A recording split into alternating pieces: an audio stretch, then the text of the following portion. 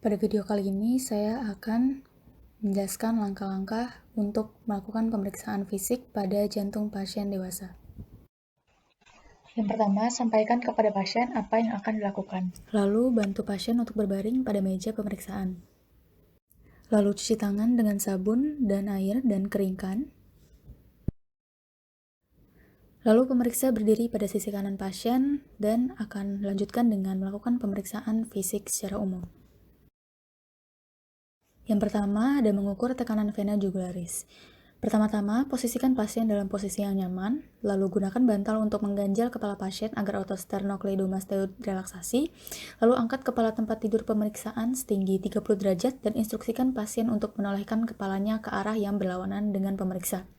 Lalu periksa kedua sisi leher dengan senter untuk mengidentifikasi vena jugularis eksternal pada setiap sisinya, dan kemudian temukan pulsasi vena jugularis internal. Apabila vena internal tidak teridentifikasi, maka vena eksternal dapat digunakan.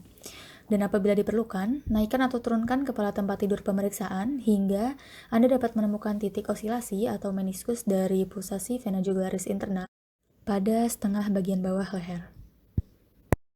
Setelah itu, identifikasi titik tertinggi pulsasi vena jugularis kanan dan letakkan penggaris panjang secara horizontal dari titik ini dan penggaris segitiga secara vertikal dari sudut sternalis.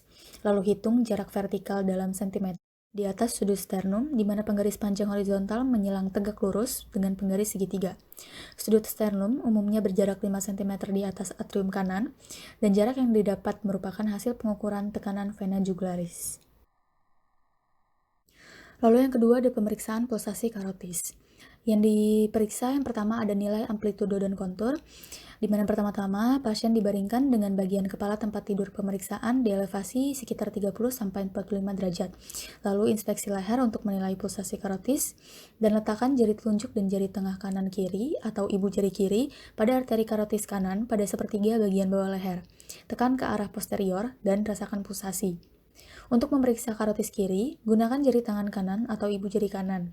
Tingkatkan tekanan hingga merasakan pulsasi dan kontur arteri karotis maksimal, dan jangan pernah menekan kedua arteri karotis pada saat yang bersamaan. Lalu yang kedua ada pemeriksaan untuk menilai thrill atau getaran dan bruit arteri karotis. Yang pertama, saat palpasi, deteksi ada atau tidaknya getaran halus atau thrill. Lalu, dengarkan bruit arteri karotis dengan menggunakan bagian diafragma stetoskop, dan letakkan bagian diafragma stetoskop tersebut pada area karotis. Lalu instruksikan pasien untuk menahan nafas. Selanjutnya ada langkah-langkah pemeriksaan arteri brachialis. Yang pertama, lengan pasien dalam posisi istirahat atau rileks dengan siku terekstensi dan telapak tangan menengadah ke atas. Lalu fleksikan siku pada derajat tertentu untuk mendapatkan relaksasi otot yang optimal. Lalu letakkan tangan di bawah siku pasien. Lalu gunakan jari telunjuk dan tengah untuk merasakan pulsasi yang terdapat di bagian medial dari tendon bisep. Lalu selanjutnya ada langkah-langkah untuk pemeriksaan toraks. Jadi ada pemeriksaan titik impuls maksimum. Yang pertama ada inspeksi, di mana inspeksi ini sebaiknya dilakukan di ruangan dengan pencahayaan yang baik. Lalu pasien dalam posisi telentang dengan bagian kepala dan atas tubuh tempat tidur pemeriksaan diposisikan 30 derajat. Lalu tentukan lokasi titik impuls maksimum pada posisi supine. Umumnya titik impuls maksimal ini dapat ditemukan pada sela iga 4 dan 5. Lalu yang kedua ada palpasi, di mana digunakan bantalan jari untuk mempalpasi titik impuls maksimum. Lalu impuls ventricle mungkin dapat menyebabkan jari terangkat. Periksa getaran atau thrill dengan menekankan pangkal telapak tangan secara kuat pada dada pasien. Lalu ada pemeriksaan titik maksimum di lokasi ventrikel kanan. Yang pertama, posisikan pasien pada posisi telentang dengan ketinggian 30 derajat, lalu lokasikan ujung jari pada sela iga 3, 4, dan 5, lalu instruksikan pasien untuk menghembuskan nafas dan kemudian menahan nafas agar titik impuls maksimum lebih terlihat. Selanjutnya ada perkusi. Perkusi secara seksama akan menunjukkan apakah jantung memiliki ukuran yang normal atau membesar. Untuk menentukan batas kiri jantung, perkusi dimulai dari lateral kiri menuju ke medial. Perubahan bunyi perkusi dari sonor ke pekak menunjukkan batas kiri jantung biasanya didapatkan sepanjang linea midclavicularis.